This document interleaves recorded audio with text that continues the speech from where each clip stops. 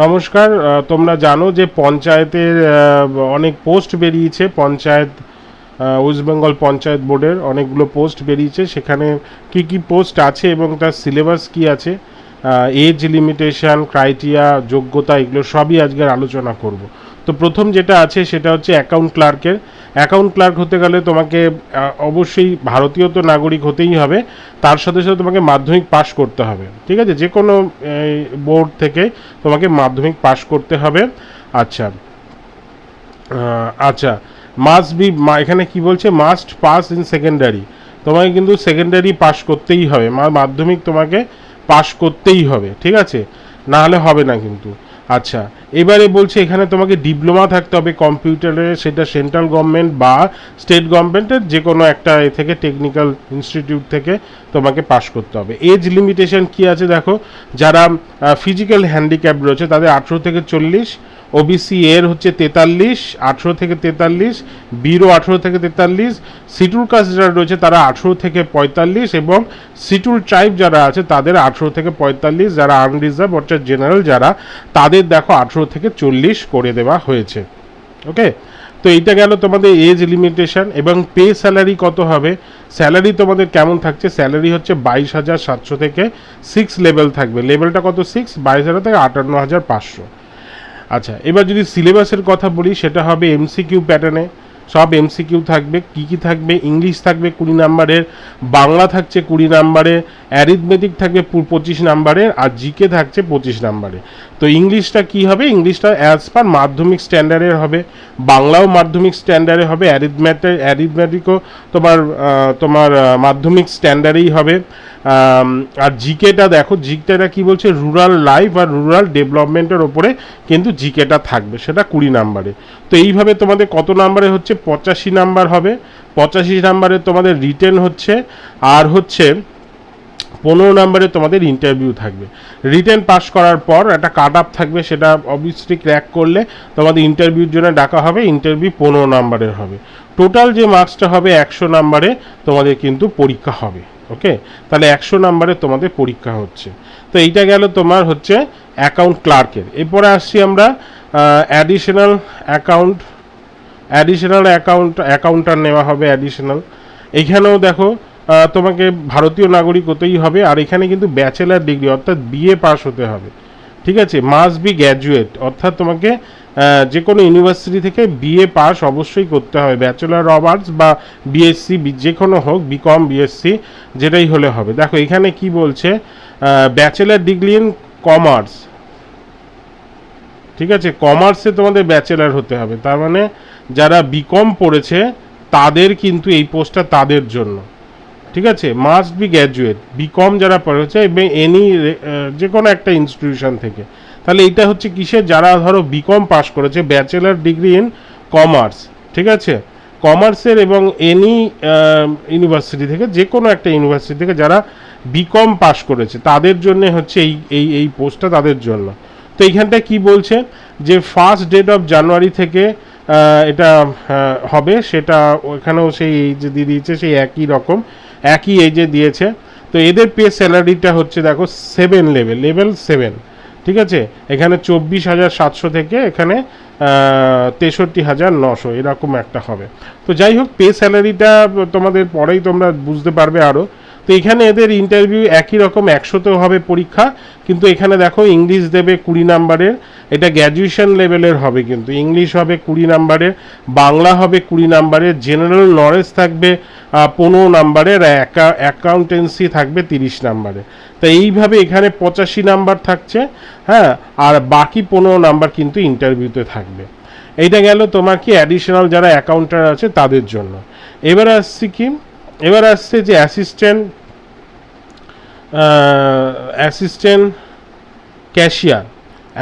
ক্যাশিয়ারের post কিন্তু এখানে রয়েছে।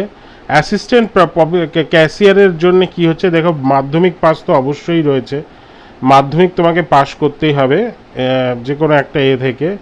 আবার কি বলছে এখানে করছে, আচ্ছা 55% নাম্বার রাখতে হবে, অ্যাসিস্ট্যান্ট ক্যাশিয়ার মিনিমাম 55% মার্কস তোমাকে রাখতে হবে, তাহলেই হবে।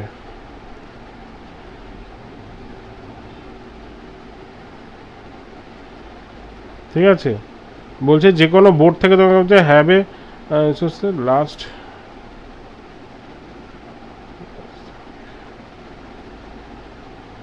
আচ্ছা সেকেন্ডারিতে তোমাকে কী করতে হবে, মিনিমাম 50% নাম্বার তোমাকে রাখতেই হবে, ঠিক আছে, অ্যাসিস্ট্যান্ট ক্যাশিয়ারের দায়িত্বে যারা থাকবে। তো এইখানটায় দেখো কি বলছে, তোমার এজ লিমিটেশন একই রয়েছে, পে স্যালারিতে 6 লেভেল থাকবে এবং যেমন এখানে যেমনটা আছে তেমনই থাকবে। তো এমসিকিউ এখানেও কিন্তু সিলেবাস কি থাকবে, এমসিকিউ বাংলা ইংলিশ অ্যারিথমেটিক এইভাবে এখানে কটা হবে 85 নাম্বারে, আর তোমাদের 15 নাম্বারে তোমাদের কি থাকবে, ইন্টারভিউ থাকবে। এবারে গেল ডেটা এন্ট্রি অপারেটর, এটাও দেখো ডেটা এন্ট্রি অপারেটর, এটাই কি বলছে যে এখানেও তোমাদের কি করতে হবে, মাধ্যমিক পাস, অবশ্যই মাধ্যমিক পাস থাকবে। এছাড়া তোমাদের কি করতে হবে, তোমাদের ট্রেনিং থাকতে হবে, কম্পিউটার সম্পর্কে নলেজ রাখতে হবে, এবং এটা কোনো স্টেট গভর্নমেন্ট বা কোনো সেন্ট্রাল গভর্নমেন্টের কাছ থেকে তোমাদের সার্টিফিকেট থাকতে হবে।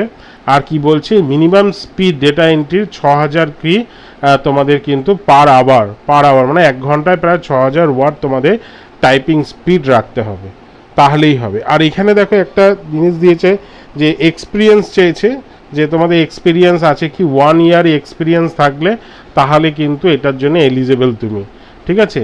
1 ইয়ার তোমাকে একটা এক্সপিরিয়েন্স দেখাতে হবে, শো করতে হবে ডেটা এন্ট্রি ইন পার্সোনাল কম্পিউটারে তোমার একটা 1 ইয়ার তোমার থাকতে হবে।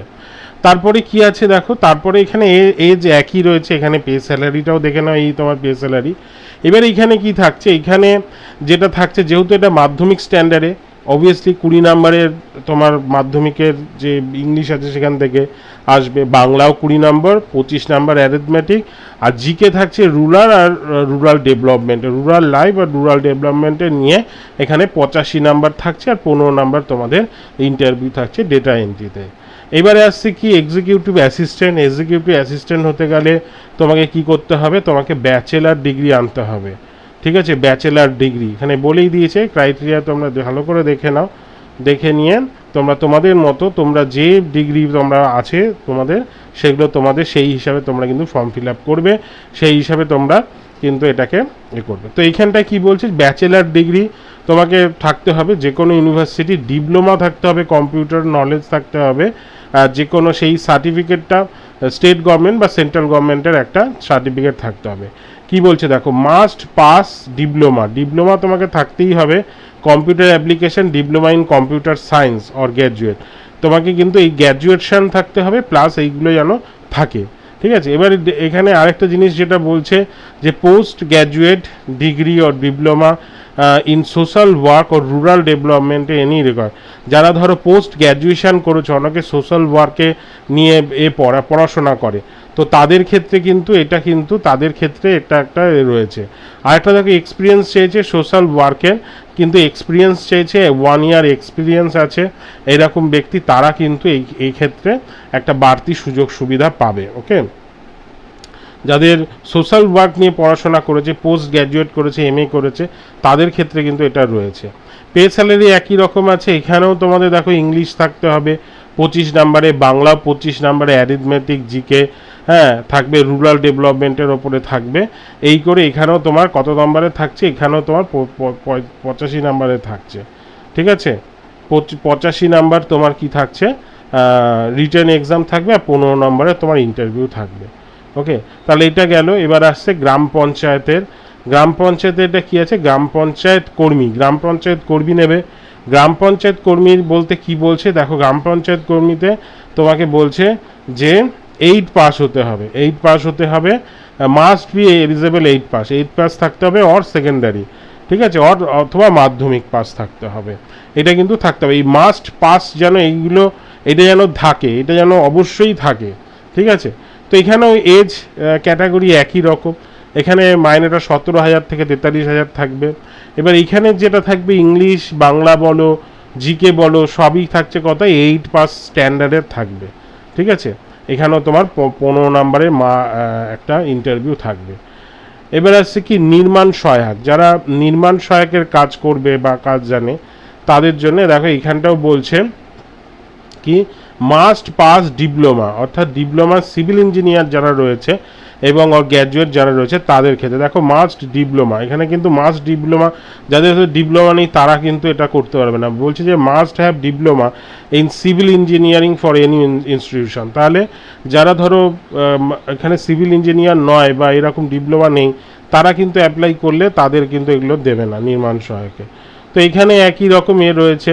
তো এইখানটা দেখো যে এমসিকিউ যেটা আসবে ইঞ্জিনিয়ারিং ব্যাকগ্রাউন্ড থেকে আসবে, ইংলিশ আসবে আর জিকে আসবে, ঠিক আছে, সেই একই 85 নাম্বারের থাকবে আর 15 নাম্বারে তোমাদের কিন্তু ইন্টারভিউ থাকবে। এইটা গেল। এবার আসছে কি সহায়ক নেওয়া হবে, যারা গ্রাম পঞ্চায়েতের সহায়ক হিসাবে কাজ করবে তাদেরও এখানে রিক্রুটমেন্ট রয়েছে। তো সেক্ষেত্রে কি করতে হবে, সেক্ষেত্রে তোমাদের এখানে দেখো সিটিজেনশিপ হতে হবে, তোমাকে অবশ্যই হতে হবে, দেখো মাস্ট বি পাস, মাধ্যমিক পাস হতেই হবে, অথবা সেকেন্ডারি এডুকেশান যদি কিছু থাকে সেটা হতে হবে। ক্যান্ডিডেট মাস্ট বি 50% নাম্বার রাখতে হবে মাধ্যমিক মাধ্যমিক বা মাধ্যমিকের মতো কোনো একটা এতে, তো 50% নাম্বার অবশ্যই রাখতে হবে।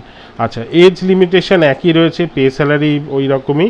এবার এখানে কি বলছে, এখানেও তোমার কি থাকবে, 25 নাম্বারের তোমার ইংলিশ থাকছে, বাংলা থাকছে, অ্যারিথমেটিক থাকছে, জিকে থাকছে। জিকেটা যেটা হবে সেটা রুরাল লাইফ আর রুরাল ডেভেলপমেন্টেই হবে, এটাও 85 নাম্বার থাকবে আর 15 নাম্বারে তোমাদের ইন্টারভিউ থাকবে। এরপরে যেটা আসছে কি পিয়ন যেটা আসছে, পিয়নেরও ঠিক একই রকম 8 পাসের, 8 পাস তাদের থাকতেই হবে, অথবা মাধ্যমিক পাস বা 8 পাসে। দেখো বলছে যে Nepali in caste in hill area, বলছে যে এখানে must knowledge reading writing Bengali or Nepali in hill area, যারা ধরো হিল এরিয়ায় থাকছে তাদের ক্ষেত্রে নেপালি ভাষা যেন তারা জানে, আর যারা বাংলায় কথা বলে, যারা বাংলায় এখানে পশ্চিমবঙ্গের বিভিন্ন জায়গায় থাকছে, পশ্চিমবঙ্গে যারা হিলে থাকে তারা তো বাংলা জানবে, এবং যারা যেন নেপালি ভাষাও জানে, নেপালি ভাষা যারা জানে নেপালি ভাষাও থাকতে হবে, এবং তারা হিল এরিয়ায় যারা এই পরীক্ষাটা দেবে তাদের ক্ষেত্রে কিন্তু এটা যে নেপালি ভাষা জানতে হবে। তো এইটা যেন থাকে, মাস্ট পাস 8 পাস যেন থাকে। এজ লিমিটেশন একই রয়েছে, মাইনের ক্ষেত্রে একটু রয়েছে, আর এখানটায় 8 পাস লেভেলেই বাংলা আসবে, ইংলিশ আসবে, অ্যারিথমেটিক, জিকে নলেজ একই রকম থাকবে। তো এইখানটার ক্ষেত্রে 7 নাম্বারের ইন্টারভিউ থাকবে।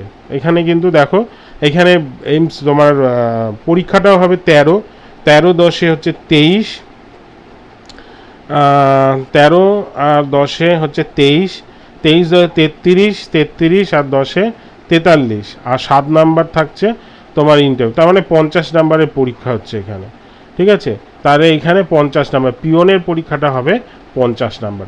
তাহলে এতগুলো পোস্ট রয়েছে, তোমরা তোমাদের যেটা এলিজিবিলিটি রয়েছে সেই হিসাবে তোমরা ফর্ম ফিল আপ করো, সেই রকমভাবে করো। আর আমি একটা তোমার ইউটিউব চ্যানেলে আমাদের ক্লাস হবে, লাইভ ক্লাস হতে পারে বা ভিডিও হতে পারে, সেটা করা হবে, এবং তোমরা অবশ্যই সেটা দেখো, এবং আশা করি তোমাদের অনেক কিছু সহায়তা হবে, অনেক কিছু তোমাদের আমি সাহায্য করতে পারবো। তো অনেক সময় লাইভ ক্লাস হবে, লাইভ ক্লাস হলে অবশ্যই তোমরা নোটিফিকেশান পেয়ে যাবে, এবং আমাদের যে গ্রুপ আছে হোয়াটসঅ্যাপ বা তোমার টেলিগ্রামে, সেই গ্রুপে জয়েন করে রাখতে পারো, তাহলে তোমরা তাড়াতাড়ি নোটিফিকেশানও পেয়ে যাবে কখন লাইভ ক্লাস হচ্ছে, কখন হচ্ছে। তো এই রিলেটেড লাইভ ক্লাস হবে। হ্যাঁ, আরেকটা কিন্তু আইসিডিএসেরও কিন্তু তোমার ফর্ম ফিল আপ চলছে, যেটা হচ্ছে ব্লক ভিত্তিক বা এই ভিত্তিকে, তো তারাও এখানে জয়েন হতে পারো। একই রকমই পরীক্ষা হয়, এবং খানিকটা একই রকমই হয়, কিছুটা সিলেবাস রয়েছে একই রকম। তো তারাও কিন্তু এই লাইভ ক্লাসে জয়েন করতে পারো এবং দেখতে পারো। ঠিক আছে, ধন্যবাদ। সকলে ভালো থেকো, ভালো করে পড়াশোনা করো, চাকরি তোমাদের পেতেই হবে।